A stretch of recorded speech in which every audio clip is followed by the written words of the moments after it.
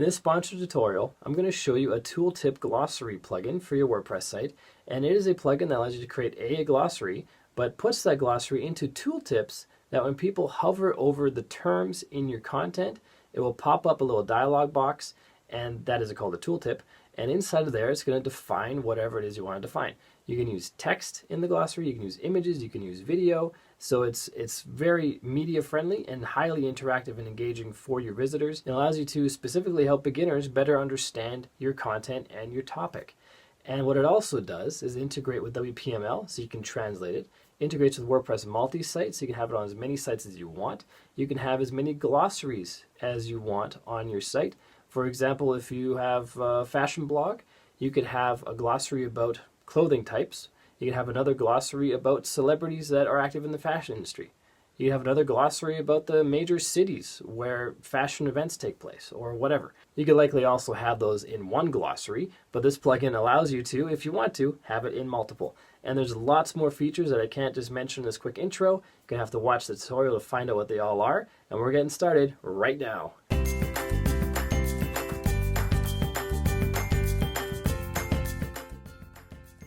Hey, what's up? My name is Bjorn. Welcome to the WP Learning Lab YouTube channel. If you like WordPress and tips and tricks getting better at it, make sure you click subscribe, then the bell notification icon so you don't miss any videos we publish. And check out the Facebook group, linked to in the description down below, where we help each other with WordPress and get better at WordPress. And with that out of the way, let's check out this tutorial. I'll see you there. What we're adding to our website is the ability to create tooltips just like these. So if we hover over any one of these darker and underlined pieces of text, we will see a pop-up, which is called a tooltip, that displays more information about that term. This first one, WooCommerce, we have the title of the term. We have some short text defining the term. You can change the length of text here. And we have an ellipse at the end signifying there's more on the actual term page. Then we have a video. And we can click the link down below for term details. We can also double click on this link to go to the term page. E-commerce is another one. This one's just text-based. And Beaver Builder has an image included. And Elementor has another video. And then WordPress has some more text. And these tooltips can appear throughout your website, and they will appear in places that you define them to appear, and they just improve user experience. It doesn't matter what your topic is. Not everybody who comes to your site knows all of the jargon, because every single industry has jargon. And if you, or if I, double click on one of these, I'm going to go to the actual term page where it has more information about that term. And this is the official glossary that we're going to create. It shows us how many we have. We have 9 in total, and it shows us in the darker letters, those letters have terms associated with them because they're all sorted alphabetically. And on this term for WordPress, we have the definition that we created. We have some related articles, and we have Wikipedia information pulled in, and this can be turned on and off. All these options that you see can be turned on and off, and I'll show you where to do that as we set this up. And last thing I want to show you before we get to work is show you the overall glossary, which in my case looks like this. You can set it there. I think there's 8 or 9 different styles in the version I'm using. And so you can set it up however you want it, really. And we're building this functionality using another Creative Minds plugin. They do great work. They have some awesome plugins. And we're using this one right here. There's a link in the description down below. It takes you to this page. Actually, I'll probably make the link going right to the plugin page. And we're using the e-commerce version in this example. $69 for one site. The link down below is an affiliate link, so if you do end up buying this plugin, I get a small commission. And this plugin has a lot of features. We can't possibly cover all of them in a short video. It would be a 2-hour video to cover all the features. But when you're on this page, if you go to features, you can see all the features listed here. And if you go to pricing, you can see a comparison between the different plugin types and the features they have or don't have.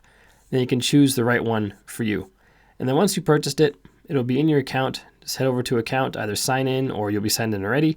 Go to customer dashboard, go to downloads, click on Tooltip e-commerce or whatever version that you have. And then we save it to our hard drive. And now I'm going to upload this to WP Learning Lab because I don't have it installed here yet. So we're in the dashboard for that website.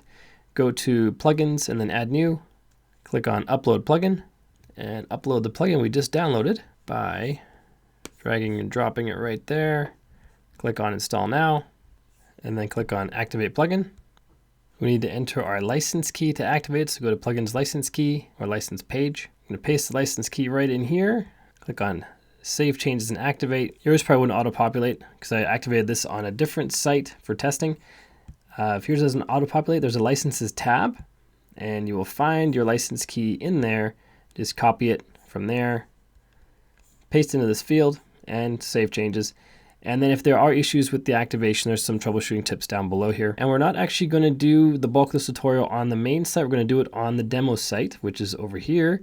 And then at the end, I'm going to show you how to import and export the files from the demo site to the main site, because currently we have a completely fresh install with no glossary terms.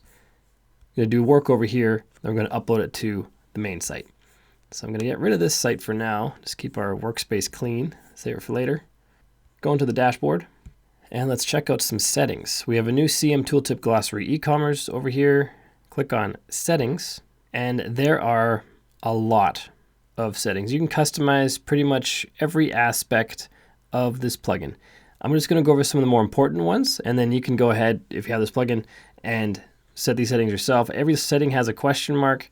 You just hover over any of the question marks, and there's a tooltip that defines what that option means, and then you can pick the appropriate settings that you need.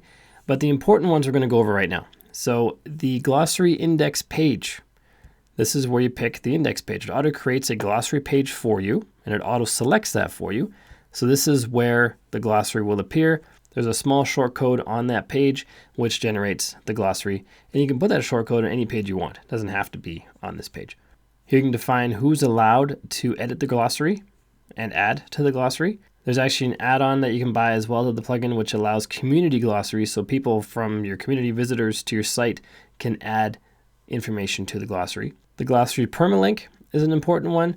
Maybe instead of glossary, you want to call it definitions or dictionary or some other term that you want to have for the name, but also for the URL. This is where you'd update that.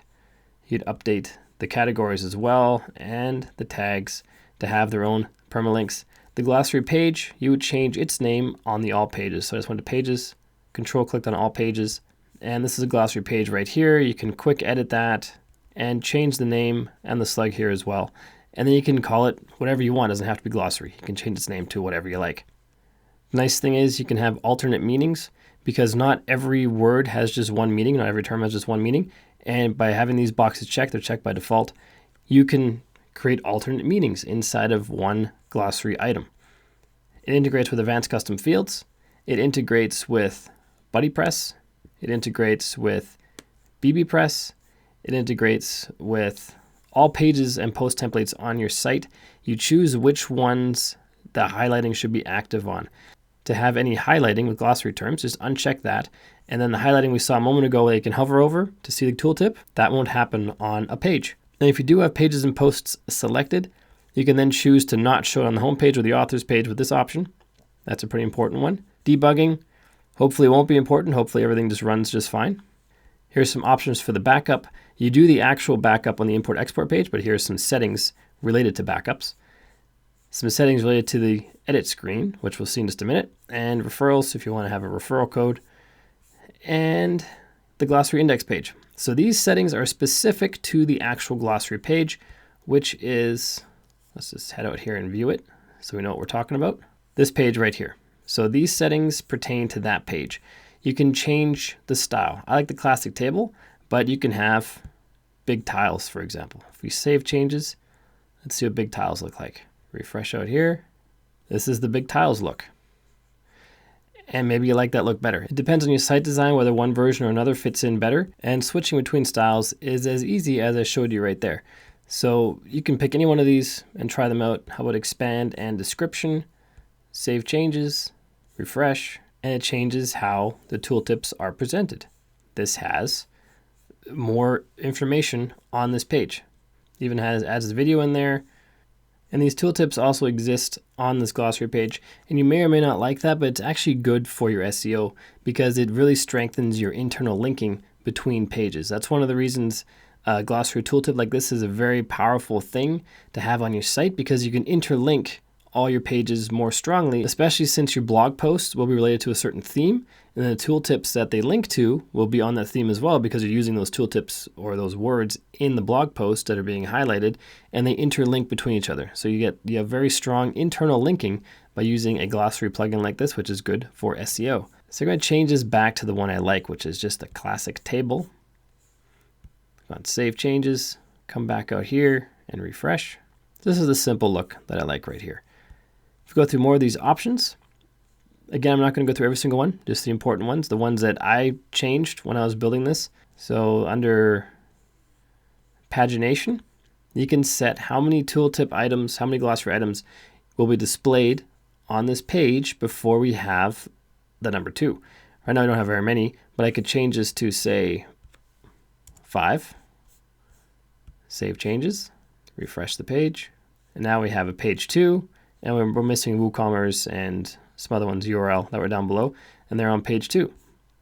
So you can easily change how many appear on a page using this setting here. There's a bunch of settings related to the alphabetic index, which it is by default, it's all alphabetical.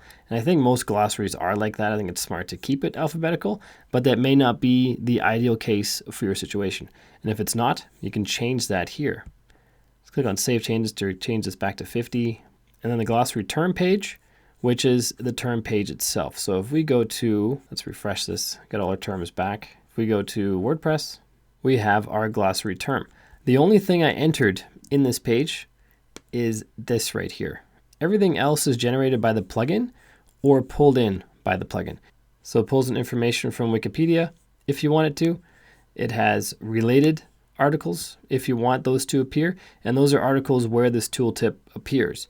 So these ones are other glossary items, but this one is that post that we saw at the very beginning. So whenever you include or whenever you write a post and a glossary item appears on that post, it will be linked to from the glossary index or glossary page for that glossary item, which again strengthens your internal linking. I kept pretty much all these settings the same, and you can change them as you need, but I found that they are quite good.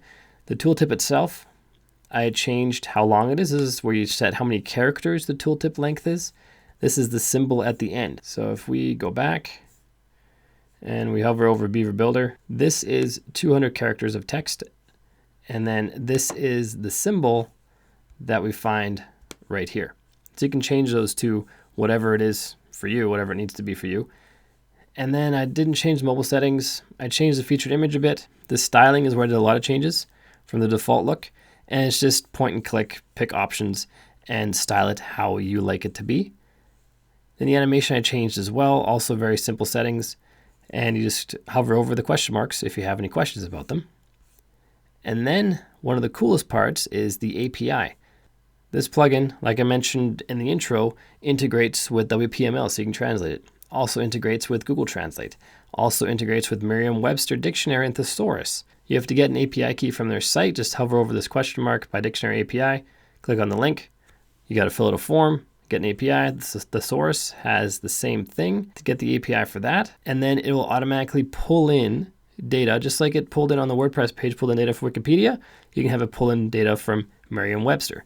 And you can also set it to only show the data when there's nothing there. There's a check mark here, only show dictionary when content is empty. This means that you can add glossary terms, but not have anything there at the moment. You can write your own terms later, but if you say wanted to have a glossary up and running this afternoon, you could just type out a list of terms, maybe 100, 200, 300, have them in there, and it will pull definitions from the dictionary, the thesaurus, Wikipedia, and you can have it so that that information appears until you've written your own.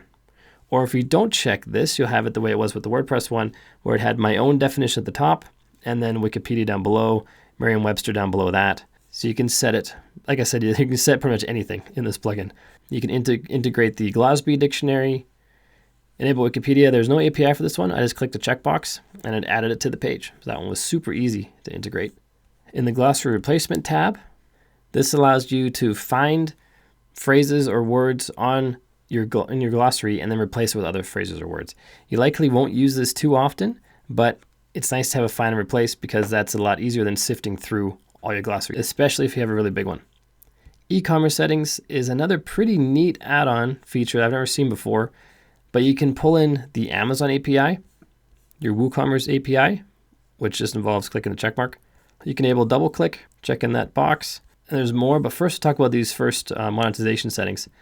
Essentially what this means is when you create a tooltip, you can set it to link to Amazon, for example, and promote Amazon affiliate products. Maybe your site is about famous authors or famous books or something like that. You can have tooltips about the authors and about the books that will then link to Amazon where people can buy those books. Same with WooCommerce. WooCommerce would be on your site, but you can link to products in WooCommerce in your shop from tooltips if they're relevant. Same goes for the double click. You can also have an audio player. So if you upload audio, there I'll show you where to do that in just a second when we add a tooltip, but you can upload audio to your tooltip, just like we had a video. Here's settings for image parsing. Parsing is a fancy word for processing. This is what will happen to the images and image properties when they're added to a tooltip. You can turn off tooltip widgets and disable and enable settings regarding those. And the labels, this is where we can change the labels that appear on the site for different things. Like the example I had earlier where you can change everything to say dictionary or terms or something like that. Just change all the entries where there's a glossary to whatever term it is that you want to use. And again, below the settings, this is all the places where these terms appear. You can literally customize every single word the plugin's generating for you by using these fields here. And now for one of the most important things, let's click on Add New. This is one of the most important things. This is where the rubber hits the road. This is where we actually create our tooltips. So if we had, for example, search engine optimization, we can define that here. I'm just going to define it really quickly as it's the process of optimizing your content to rank highly in search engines. Obviously, it's much more involved, but I just want to create a tooltip really quick, not take all day for it. So we have the title and this text right here. If we didn't have anything here, but we enabled Wikipedia and Merriam-Webster, and we checked only to add their information when it's empty, this means it's empty. If there's nothing in this field, that's what empty means. Then it'll pull in the definitions from those other sources. When we have this in here, it will either not pull in the data from the other sources if you have that checkbox ticked, or it'll bring it in down below our own definition. And there are a lot of options on this page. So it will go to Wikipedia, search for search engine optimization, and pull in what it finds. If what it finds is not correct, you can enter a custom Wikipedia URL right here. If you have the Amazon API enabled, you can pick which products are displayed here. Say books, for example, and then choose the size of widget, and it's going to pull in books about SEO. And then WooCommerce, if you have products in your shop right now, we just have this cool summer plain t-shirt. This tooltip will include that product in the tooltip if we have that turned on. Here's some more properties. Don't parse this item means essentially don't process it. Hide tooltip for this term means it's going to be in the glossary, but it's not going to have that underlined word throughout your blog that you can hover over to see the tooltip. So if you check that box, that won't exist. Disable related articles for this term. We saw earlier it listed the related articles below the term, wherever this term is included. You can turn that on and off using this option. Hide term from glossary means don't have it in the glossary, but you can still have it be a tooltip. So this is the opposite of this one right here. Disable Google API for this term. That was Google Translate. Disable the Merriam-Webster dictionary. Disable the Merriam-Webster thesaurus. Disable Glossary dictionary. If there's a featured image, what's the position of it? You can set that here. You can set the width of the image. You can disable the background for this tooltip. When you hover over any tooltip, there's a background. So we hover over here. It's a white background, but there is still a background. You can disable that background by checking, where to go? This box right here. Don't show featured image in the tooltip. Self-explanatory, don't show video. Disable Wikipedia for this term. That means the Wikipedia information won't be pulled in if you don't want it to. Don't show Amazon widget. Don't show WooCommerce widget. You can have an icon if you want or not. And after you change those settings, especially the API ones, you want to click on Flush API Cache to make sure those settings are actually applied. And then tooltip disables. So this is where we can disable certain things that we set in the settings as well. Don't show tooltips. So this means that the terms that are also in the glossary that are on this term page will be highlighted and underlined, but they will not have tooltips when you hover over them. The second one will not have links to those terms in the glossary.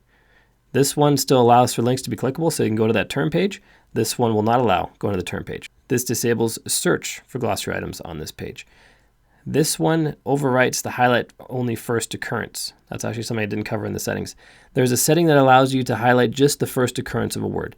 So if you're writing about WordPress, for example, then I might mention the word WordPress multiple times in that blog post. And if every single one of those was highlighted and underlined and had a tooltip, that would be really annoying. This allows you to turn off that setting. To turn the setting on, if we go back to settings really quick, I control-click to open in a new tab. And if we scroll down to, on the General Settings tab, if we go down to Term Highlighting, we have the Highlight First Term Occurrence Only checked. And this option overrides it. This means if the term occurs multiple times in the post, every single one will be highlighted if you overwrite that setting here. There's an option for not searching for glossary items in Advanced Custom Fields on this page. Override the default related term setting, and don't include the post page in related articles. So that's a lot of settings that we just covered on this little sidebar here. There's more down below. We have our publish box, then we have tooltip categories, tooltip tags, which allows you to organize your tooltips. Then we have synonyms. Synonyms are very important for making sure that you highlight terms even if they're not presented exactly as they are in the title. This title is what's going to be highlighted on a page. So that page has to have search engine optimization written exactly like it is here. It could be lowercase, but it written exactly like these are: search space engine space optimization space. That's the only way a tooltip will be visible, unless you have synonyms in here. And a synonym for search engine optimization is SEO. In fact, that's an abbreviation. So let's take that out. There's an abbreviations box down below. So SEO is an abbreviation for search engine optimization. A synonym might be search engine marketing. They're fairly similar, not exactly the same, but people use them interchangeably. And variations are when you have plurals and singulars for certain words or certain phrases. It's not really applicable for search engine optimization, but I'm sure you can see where that'll be applicable for other terms. And then we can add a featured video. We have to add the full embed code for the video. This is the video that appears in the tooltip, like we saw earlier.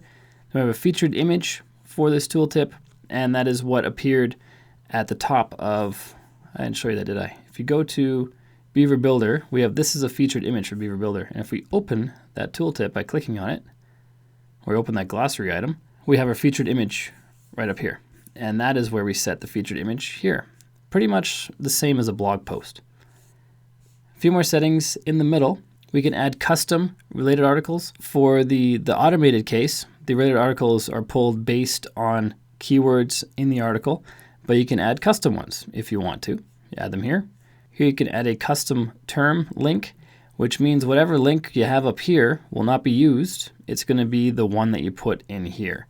So for example, if you didn't have SEO as an abbreviation down here, but SEO was its own glossary item, and it was the exact same as search engine optimization, you could then have the custom term link point to one or the other, either the SEO one or the search engine optimization one, so you don't have duplicates.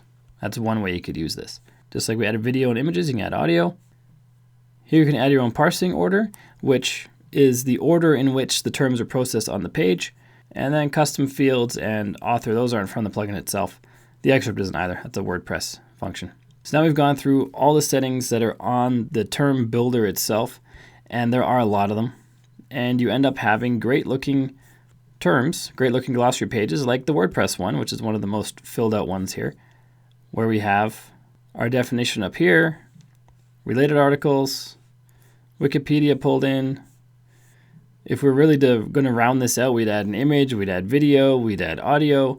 You can add all these things in and really have a robust glossary for all the terms in your market.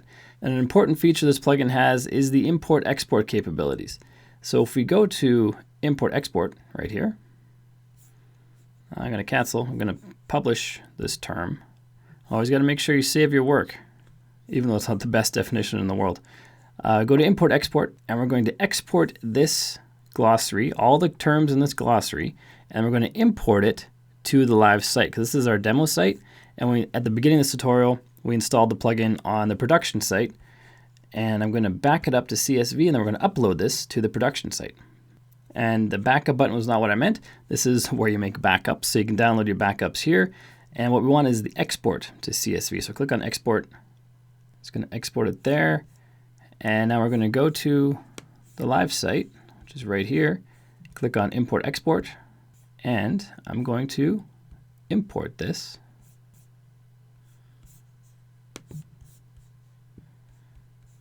We've successfully imported 9 out of 9 items from the file. So if we go to our glossary here, we should have all of them, including search engine optimization, which was the most recent one. And there's search engine optimization. And the display for this will be a little different because I'm using a different theme. So if we go to the glossary, because it created a glossary page for us when the plugin installed, let's just go to the glossary page. It will look pretty close, but not quite the same. And this is how the glossary looks on this page. So I've got a little tweaking to do to get it to look like it was in the other one. The styling went back to default, so it just transferred over the terms and not all the settings that we set. So this is what the default tooltip looks like. Now with the CSS I did, that I told you about earlier, it looks like, wait for it, looks like this. So it's quite a bit different. If I could hover over this thing, there we go. It looks quite a bit different, but it's easy to do with those point and click options I showed you in the tooltip styling. And that's the import export functionality. Something very important is the additional add-ons you can get. So if we go back to the Creative Minds website, go to their plugins, go to the Tooltip Glossary plugin, and click on add-ons, it shows you all the add-ons available, and you can purchase them individually, or if you get the Ultimate e-commerce version, you get all of them. So $99 for 2 sites, you get all 9 add-ons, plus the version I showed you just now. So here's an add-on to change the skins or the appearance of the tooltips. Logging statistics so we can see how many people are hovering, clicking inside tooltip clicks, overall impressions, server loads. So you can see a lot of data related to the usage of your glossary. Glossary community terms, which allows anonymous and registered users to post terms in there.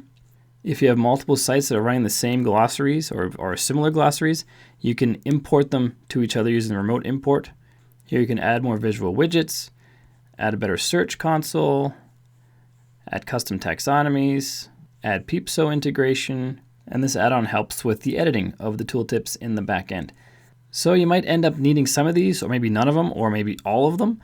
Either way, click on the link in the description down below, come to this page, pick the option that you want from here. For this tutorial, we use this option, the e-commerce one, and check out the Tooltip Glossary for your website because it's going to improve your SEO and improve the user experience on your site. Like I said earlier, it's an affiliate link, so if you do buy through there, I do get a small commission from Creative Minds. It helps me make these tutorials, helps me keep the lights on, and it does not make it more expensive for you to buy through that link. So if you do that, I thank you very much, and I encourage you to check out the Tooltip Glossary today. I hope this video helps you. If you haven't done so yet, make sure you click subscribe and ring the bell. Check out the Facebook group in the description down below. And next up is clicking one of these videos that popped up on the right-hand side so you can get even better at WordPress. Until next time, keep crushing it, and I will see you in the next video.